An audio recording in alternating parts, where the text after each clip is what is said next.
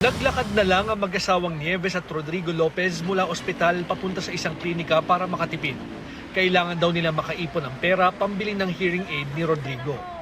Tatanong kung magkano yung earring dito kasi butas yung dalawang taingan niya po. Pinapasyalan po namin muna para pag may pera na kami, alam na namin kung saan pupunta. Dagdag alalahanin pangaraw ngayon sa mag-asawa ang napipintong pagtaas ng pasahe sa jeep.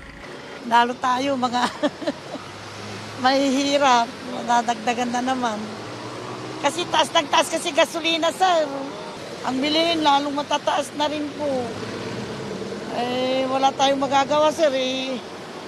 Inanunsyo ng LTFRB ang pisong pansamantalang taas pasahe sa jeep simula sa Linggo, October 8. Ito raw ay para makaagapay ang mga tsuper at operator sa pagtaas ng presyo ng diesel habang dinidinig ang kanilang hiling na 5 pisong permanenteng taas pasahe at isa pang petisyon na humihingi naman ng 2 pisong aumento. Ibig sabihin, magiging 13 pesos na ang minimum na pamasahe sa traditional jeep at 15 pesos naman sa modern jeepneys. There were already 11 gasoline price increase. Itong binigay lang ho namin is, in my words, pangtawid lang po muna ito. Yung piso may mga karagdagang 350 to 400 pesos a day na sapat na para matapatan yung itinaas na presyo ng diesel. Dahil pansamantala lang, hindi na raw mangangailangan ng bagong taripa o fare matrix para sa taas pasaheng ito. Ang ilang commuter group, bagamat tutol sa pagtaas, naiintindihan daw nila ang sitwasyon ng mga driver at operator ng jeep.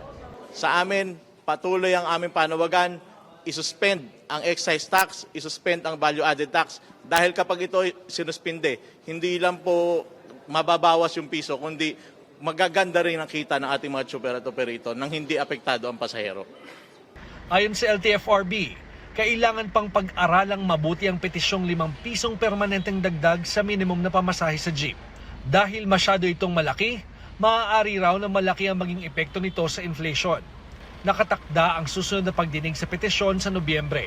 Mahihirapan po kami dahil marami pa ho kami mga data na hihingin at mabigat din po kanilang hinihingi na iniintindi rin ho namin una yung mga consumers at saka yung magiging epekto nito sa pangkalahatan pong ekonomiya ng ating bansa.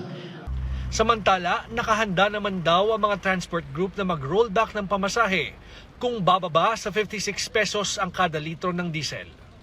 George Cahiles, CNN Philippines.